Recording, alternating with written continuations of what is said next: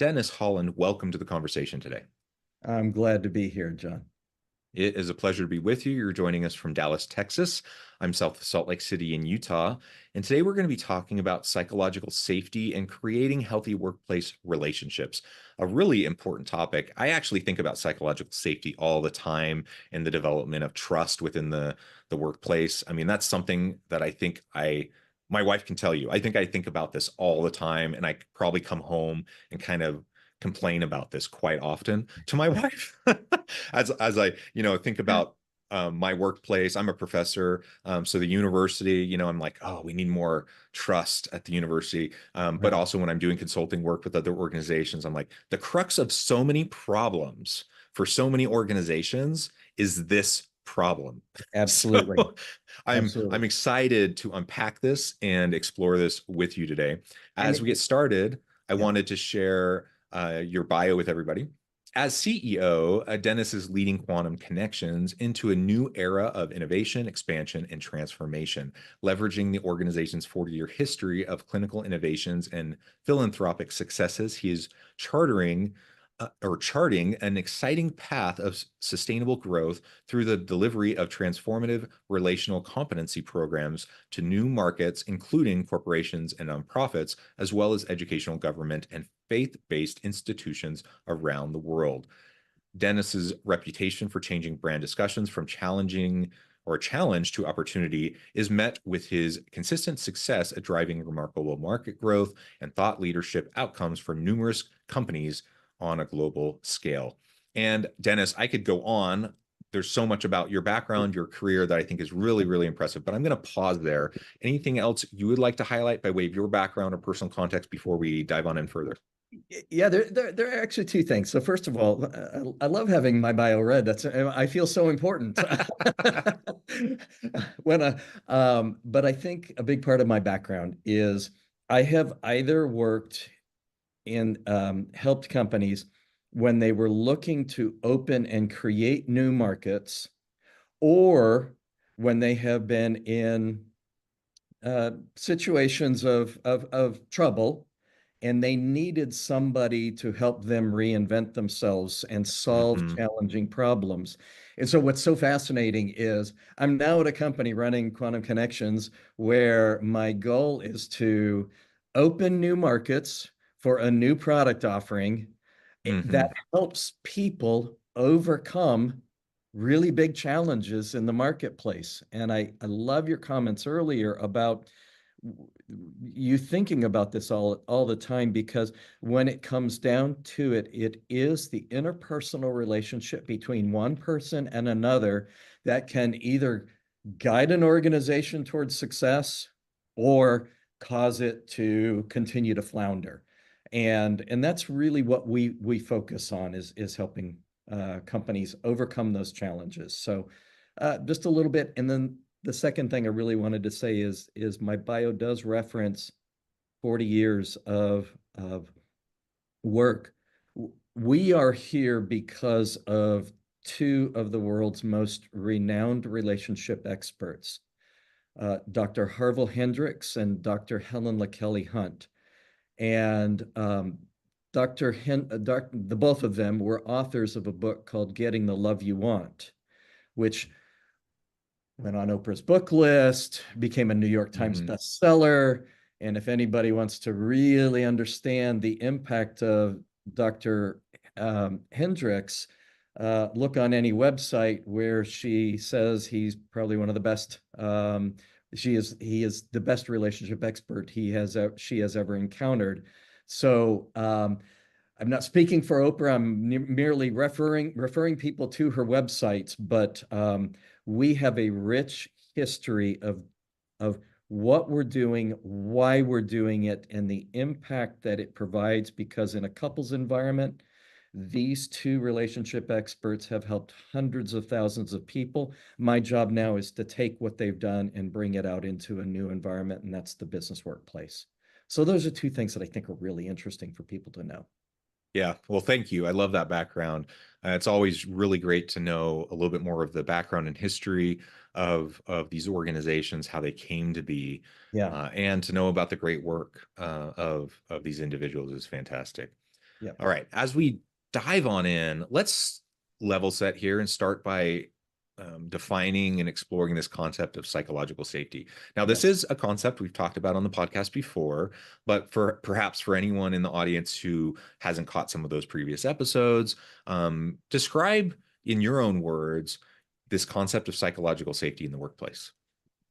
Psychological safety in the workplace is absolutely critical anymore because the workplace is where most of us spend a bulk of our time. Yeah.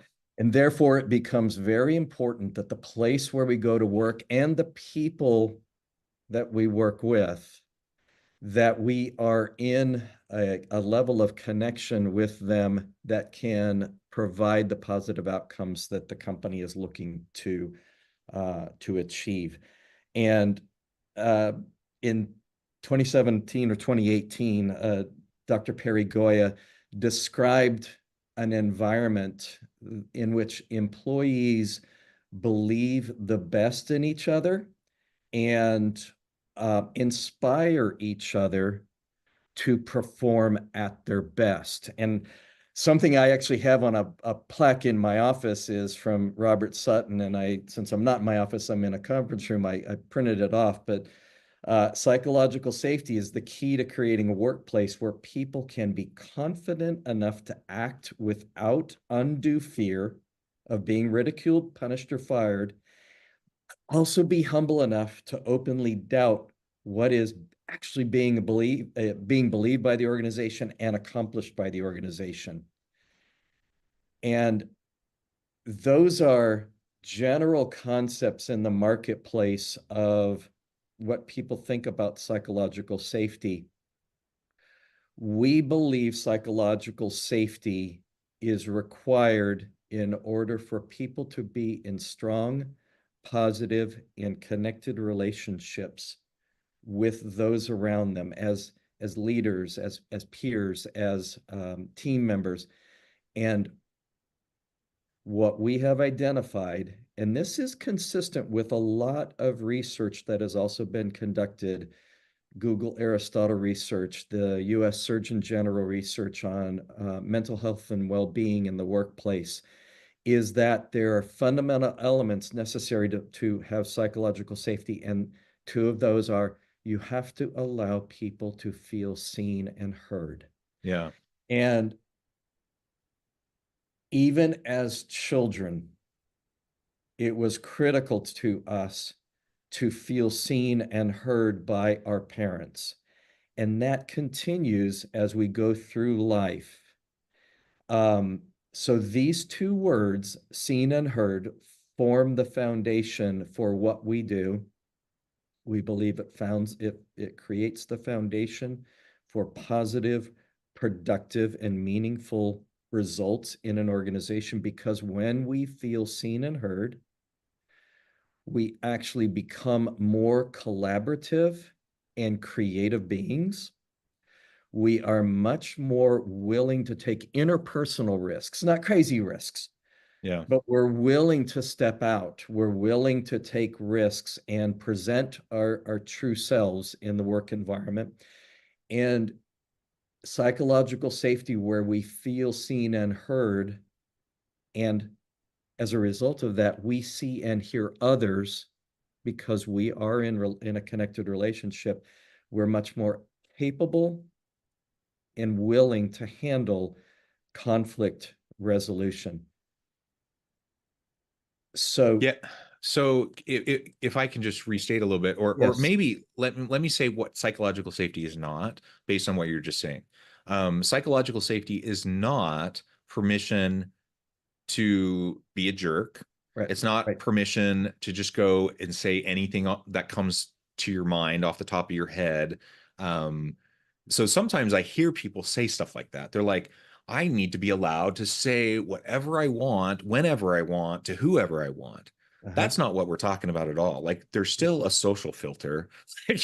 You still need to be, there's still social context, right? And there's still like social norms, and you need to be polite, and you need to be aware of like other people's feelings, and those sorts of things, right? You still Right. are interacting with other human beings, for goodness sakes. But what you're talking about is like if I'm in a group setting and my leader comes and says something and I have concerns about it, I need to be empowered and feel Oh, safe that I can push back. Like I can speak up, raise my hand and say, here's my concern and this is why I feel that way, and that we should think about this. I need I to be able to say that, and it's to the benefit of the group and to my leader to be able to have that environment where someone can say that, because if I don't say that, guess what, it's probably going to cause problems for everybody, because something bad is going to happen, because that whatever that problem, I'm the frontline employee, and whatever I don't share eventually may happen. And it's because I didn't share it, because the right. environment was such that I didn't feel safe to share it. Right, right. I love what you're saying, because that is, um, when it comes down to it, what we do is we provide people with tools and skills in order to take those types of situations and turn them into productive opportunities, positive, productive opportunities. And you're going to have negativity in the workplace. Yes, you are. So, but you can't just tamp out negativity and say, we will not be negative. What you have to do is you have to help people reframe that negativity and turn that into an opportunity to be positive. But that takes skills. We have to be able to be in conversation where, if someone gives an opinion, we have to be open and willing to see it from their perspective and let them know that it's okay to have that perspective, but it doesn't mean that we have to agree. Yeah. John, we're working on a platform right now, especially in our environment today, and I don't want to necessarily go down that path, but it's how do you handle political conflict in the work Mm-hmm. environment right now? Mm-hmm. This is not a license to, um, just share, just give every opinion and thought that you have, because the whole workplace could crumble at that point, and we don't want that. What needs to happen is you have these concepts like psychological safety that are so big, but people don't necessarily know how to operationalize that in a workplace, to give people a structure to take what to take what's in themselves, to share that with people, and then to turn that into something productive and positive for the organization. And, um, that is what I say a lot about what is lacking in this space is people talk about large concepts like, well, we just ought to respect each other. Mm-hmm. Mm-hmm. First question is, how do you do that? And what people need is they need a structured way of helping people through that. And we believe that there is a way to move beyond that to a point where, um, we can foster those positive, interconnected relationships in a way that helps team members perform at their peak, so that the teams perform at peak performance, and working all the way to how does that then create employee engagement, higher Yeah. employee productivity, and higher retention. And so the challenge with talking about something like psychological safety, it is so large, but we have operationalized the model to bring this down into a practical application so that people know, okay, this is how we need to be in interaction with one another. And when you have that, you have tremendous opportunities to improve your workplace culture, the relationships between people, and actually the performance of the business. Does Yeah. that make So sense? to summarize a little bit, so if you create this psychologically safe environment, Right. where there's mutual accountability and trust, and people feel safe, to share. with each other, even when it's a little bit uncomfortable. And in fact, people feel encouraged to share, even if it's a little bit uncomfortable. Those trusting relationships are do I mean, you can't have strong interpersonal connections without trust, right? Relationships are based on trust. So without that trust, you're not going to have stronger collaborative relationships. So when you start to build that trust, you have stronger relationships. Those stronger relationships lead to higher levels of just productivity, engagement, um, greater levels of creativity and innovation. Like there's just a lot of strong positive outcomes for organizations. Lots of research to back this up, by the way. So Yep. it's not just all the warm fuzzies. Like we all want, I mean, from a human perspective, yeah, we want the workplace to be safe, psychologically safe. We want it to be a positive environment. We want to have people we like to be around at work. Like there's all these positive like human things, but there's Yep. also a lot of positive bottom line things, Yes. benefits to the organization, um, that really uh, are positive. You like even if you're like a cold, you know, rock for a heart, executive, Right. it's going to be really really beneficial. Um, Maybe we can spend some of the rest of our time talking about some specific examples of organizations that have been able to implement some strategies to improve their workplace culture around creating this type of psychological safety. Can you share Absolutely. some of those with us? Yes, I sure can. And because we have, in our work, we have worked with organizations that range from large financial institutions um, to nonprofits to actually to governmental organizations now. And when we help them to understand what the basis of psychological safety is, that feeling of being seen and heard. And I honestly, John, what you and I are doing together right here is we're operating in a dialogical way Mm-hmm. where often what we do and what we were raised to do is we talk at people. Mm-hmm. And then when we are pretending to listen, all we're doing is hearing this person talk at us, and we're filtering it in our mind to figure out how am I going to react or respond to this. So basically, you lose what it is they're saying. And so that's fundamental to building that trust is that structured way of being in communication and in connection with people. And we can go into depth about that. But as far as success stories and examples, we've worked with a large financial services firm recently, and we have the CEO. Uh, we were in a lot of discussions with the CEO, and she's an absolutely incredible leader. And what she did was she had two very large departments, and you can imagine in a financial institution what these departments might be. And they were constantly in conflict. Well, here is the way we do things. Here are the guidelines for how we need to operate in this space. And you must abide by these guidelines. Well, we need to work with our customers and we Mm-hmm. have to have a little Mm-hmm. flexibility and we need to be able to do. And so we provided the tools, the methodologies, and the skills for these two team members to learn how to be in interaction with one another, to be in connection with another.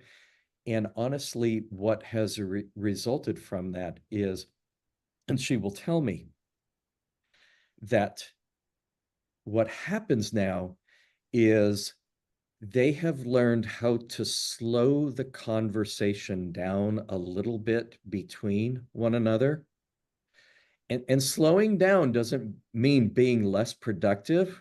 What it means is they actually take the time to share with one another their perspectives, to mirror back what they're hearing, to be curious about what they're both talking about Mm-hmm. so that they have a better vehicle, a better means to build a connected relationship that actually ends up serving both the organization and the customer that they're trying to win. And so she believes that what we have brought, and again, I don't want to talk about me, but the process of doing that, to building that type of relationship, built upon dialogue, built upon a dialogue where we don't shout at each other, Hmm. but we actually learn how to go back and forth in a structured way. Um, that has significantly helped her two key departments to better serve not only each other, but to serve the customers.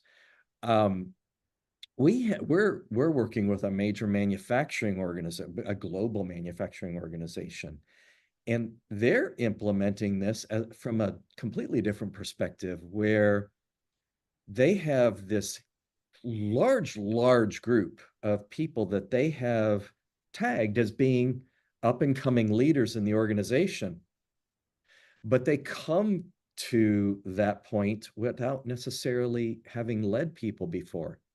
So Yeah, yeah. these young people get in and they're like, oh, I'm going to go at my job. I'm going to build on my competencies and I'm going to do what I do. When realizing what we do is we help them realize, no, your competencies are absolutely why you've been placed in this new leader role. But the most important thing is you have to understand there's a person on the other side of that. And you have to come at that person with an open mind, with curiosity, with an ability to engage them in a way that they have not been engaged, which creates that connected relationship, which is essentially that trust that you described earlier. And they become more collaborative. They again slowing Hmm. down a little bit to focus on what's truly important. And it is that interpersonal one-to-one relationship. And when you build those interpersonal one-to-one relationships and you do it in a one-to-one, you model it in a one-to-one environment, but then it becomes the way your team acts. Therefore, it becomes the way that the company starts to behave. And when the company starts to behave that way, we are now in a position to show that company what that means to them from a bottom line performance level. And that's very exciting because it can be viewed as a soft skill to do these kinds of things. But when you can translate that soft skill into actual data that shows this is what this means to your organization,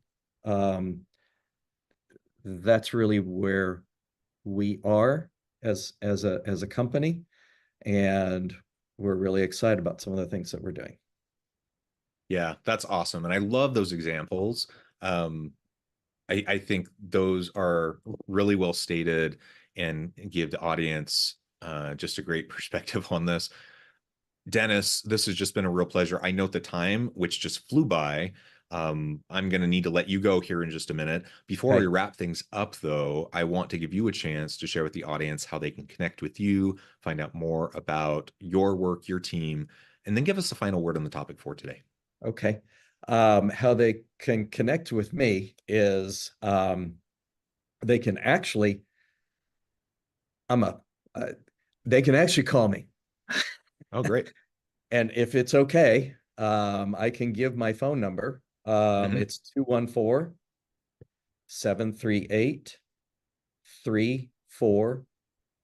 214-738-3409. They can reach me via email, and that is DS Holland. D is in Dennis, S is in Scott, Holland, HOLLAND at quantumconnections.com. And they can go to our website, quantumconnections.com. All sorts of avenues.